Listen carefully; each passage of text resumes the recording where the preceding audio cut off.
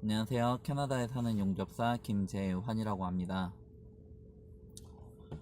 오늘은 잡 인터뷰가 있어서 테스트를 하러 회사에 와 있고요. 일단 기본적으로 용접 테스트를 하고, 그리고 이 회사는 필기도 있다고 하거든요. 뭐 기본적인 내용들에 관해서 이제 확인을 해보려고 하는 것 같은데, 혹시 몰라서 관련된 내용들을 이제 제가 대학을 다니면서 공부를 했던 책을 찾아서 이제 조금 보고 왔고, 조금 어렵게 물어볼 수도 있는 거잖아요. 그리고 용접 테스트를 하는데, 용접 테스트가 아무래도 중요할 것 같아요. 그거랑 이제 인터뷰를 어떻게 하는지.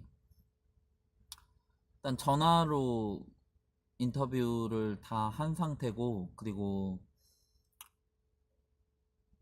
테스트 같은 경우에는 오늘 직접 보고 하는데 뭐 그렇게 어려울 것 같아 보이진 않아요. 그런데 그럼에도 불구하고 테스트라고 하면 항상 긴장이 되기는 해요. 매번 이렇게 잡을 구할 때마다 테스트를 보고 이제 합격을 하면 일을 하거든요. 그래서 테스트를 보고 용접 티켓을 따고 하는 거는 일상적인 일이에요. 항상 이제 긴장이 되고, 이제 그 시험을 붙느냐 못 붙느냐에 따라서 이제 일을 할 수 있는지 없는지에 따라서 또 달라지거든요. 물론 현장에 가서도 용접을 한번 시켜봤는데 조금 이제 어설프다 싶으면은 다른 일을 맡긴다든지 아니면 이렇게 아웃되거나 할 수가 있어요. 그래서 용접 테스트는 항상 일상적으로 용접사라면 항상 거치게 되는 과정인 것 같아요. 그래서 결국에는 실력이 중요한 거죠. 이제 실력을 바탕으로 하는데, 이게 익숙한 일이면 조금 항상 하던 일이고 익숙한 일이면은 그렇게 큰 문제가 없어요. 이제 변치 않는 예상치 못한 변수가 발생을 한다고 하더라도, 내가 이거를 어떻게 커버를 할 수가 있는지 뭐 다시 한번 기회를 받을 수 있는 경우도 많이 있고 하니까. 그런데 익숙하지 않은 일에 도전을 할 때는 쉽지가 않아요. 이제 연습을 많이 했다고 해도 만약에 기계가 바뀌거나 아니면 포지션이 바뀌거나 아니면 내가 용접을 하는 포인트가 바뀌거나 자재가 바뀌거나 뭐 이렇게 스틸도 뭐 크롬이 있고 스테인리스가 있고 뭐 다양하게 있거든요. 비합금이라고 하는데, 그렇게 되면 그거를 커버를 하기가 그렇게 수월하지만은 않아요. 그래서 이제 어, 시, 준비를 많이 해야 되는데, 준비라는 거는 항상 끝이 없어요. 이제 준비라는 거는 항상 끝이 없고, 많은 준비를 해도 항상 부족할 수밖에 없어요. 어떻게 보면은 그만큼 이제 용접이라는 분야가 다양하기도 하고 깊이가 어느 정도 있는 분야라서 그렇게 노가다라고 무시할 만한 거는 아니에요. 뭐 중요한 일 중에 하나인 것이기도 하고요. 그만큼 비용이 많이 들어가는 면도 있어요. 이제 용접을 해야 제품이 완성이 되는데, 그런데 용접이 잘 못 되면 이제 슈퍼바이저나 아니면은 그 일을 피팅을 한 사람, 그리고 뭐 파이어와치라든지 뭐 맨와치 컴파인드 스페이스 안에 들어가서 일을 할 때 뭐 중장비를 빌려서 위를 올라갔었을 수도 있고요. 지게차라고 하나요? 이제 그런 것도 있고, 그리고 이제 용접을 하기 위해서 바람도 맞고 이런 스캐폴딩 작업도 들어가고 그런 게 다 들어가는데, 용접 하나를 잘못하면 이제 그분들의 인건비도 다 그 무용지물이 되는 거죠. 뭐 그러다 보니까 비용이 많이 들어가는 중요한 일일 수밖에 없어요. 특히 현장 쪽은 더 그런 것 같아요. 그 이제 조그만한 일 하나에도 그 인력들이 다 제가 지금까지 얘기했던 인력들이 다 필요한 것들이라서 만약에 하루 마이너스가 됐다 그래가지고 이걸 고쳐야 된다 그러면은 아예 손을 안 댄 것보다 훨씬 더 골치가 아프거든요. 이제 그만큼 이제 용접사들의 그 시급도 높고 이제 실수를 하면 안 되고 좀 이런 중요한 책임이 있죠.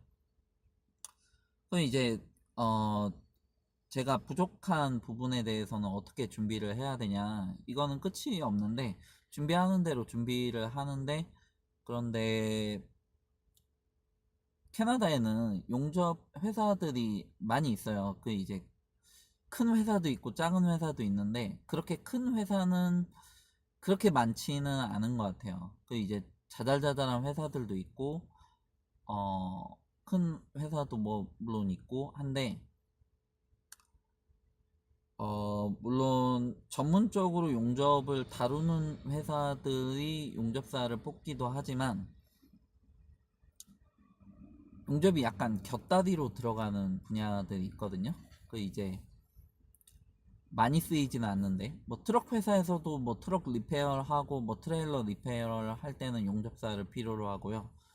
그리고 그 외에도 뭐 다양하게 그 용접이라는 일이 들어가요. 들어가다 보면 이제 생각지도 못한 곳에서 이제 용접사를 뽑거든요. 그래서 제가 만약에 실력이 조금 부족한데 용접 자격증을 많이 가지고 있고 뭐 전이맨 자격증도 가지고 있고 그 비자도 문제가 없다 그리고 영어도 조금 된다라고 하면 지원을 해볼 곳이 굉장히 많이 있어요. 그렇게 지원을 하다 보면 그럼 회사에서 이제 저를 제 조건을 이렇게 관심 있어 할 수가 있잖아요. 그 이제 그렇게 되면 기회가 주어지는 거예요. 그 이제 이분들은 제 실력을 아직 못 봤어요. 그래가지고 뭐 정확히 뭐 된다 안 된다라고 말을 할 수가 없어요. 그러면 시험을 볼 기회를 줘야 이제 제 실력을 테스트를 할 수가 있죠. 그러면 이제 여러 군데를 지원을 했었을 때 제 실력이 만약에 예를 들어서 이 분야에 관해서 좀 불안정하다라고 하면 그러면 이쪽에서 테스트를 보고 붙었어요. 그럼 일을 하다 보면 뭐 실력이 뽀록이 나겠죠. 실력이 드러날 거예요.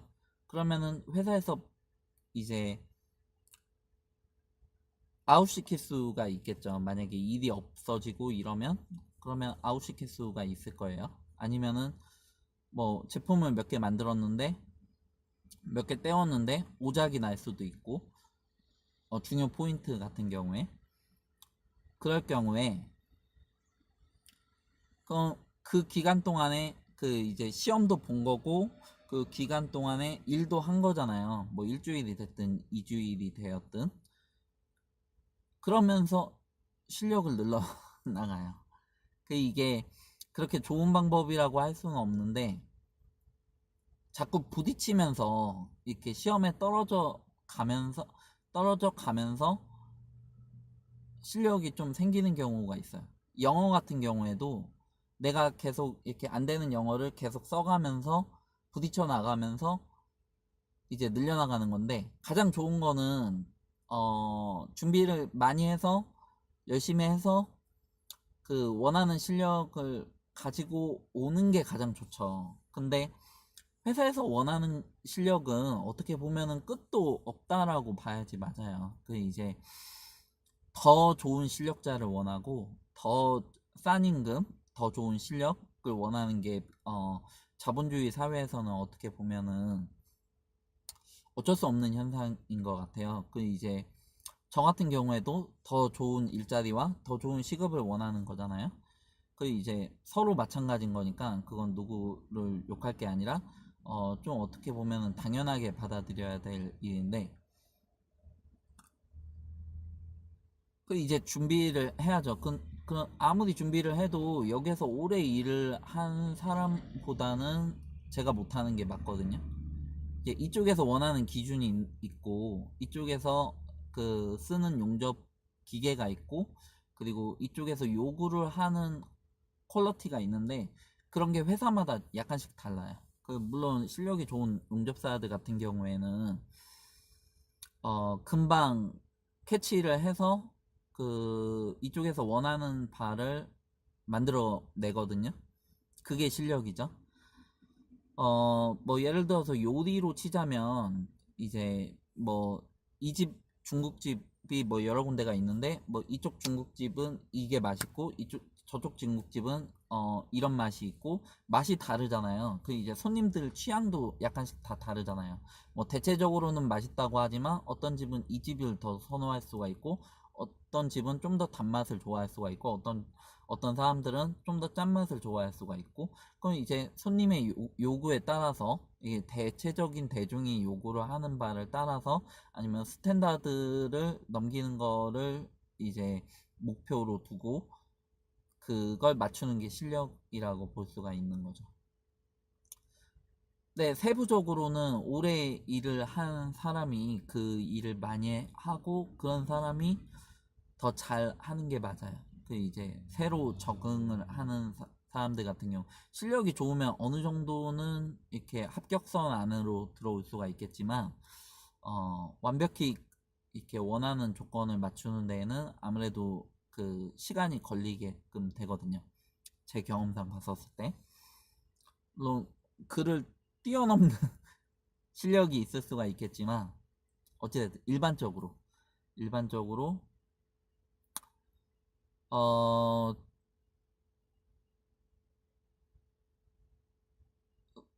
그래서 제가 드리고 싶은 말은 이제 연습을 하는 것도 중요하고 그리고 준비를 하는 것도 중요한데 많이 시도를 해보는 거. 그 이력서를 많이 돌리고 잡 테스트도 많이 보고 이런 것도 중요해요. 그 이제